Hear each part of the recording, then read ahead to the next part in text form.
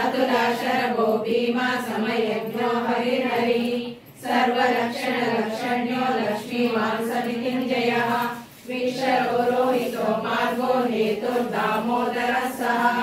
महीधरो महाभागो वेगवानामिताशनः उद्भवाक्षो गणो देवा श्रीगर्भा परमेश्वरः करणं कारणं कर्ता विकर्ता गहनो गुहा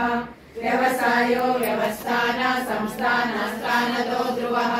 परर्दिर् परमस्पष्ट तुष्ट पुष्ट शुभेक्षणः रामो विरामो विरतो मार्गो नेयो नयो नयः वीरशक्तिमता श्रेष्ठो धर्मो धर्मविदुत्तमः वैकुण्ठ पुरुष प्राण प्राणद प्रणव पृथुः हिरण्यगर्भ शत्रुघ्न व्याप्तो वायुरथोक्षजः ऋतुसुदर्शन काल परमेष्टि परिग्रह उग्र संवत्सरो दक्षो विश्रामो विश्वदक्षिणः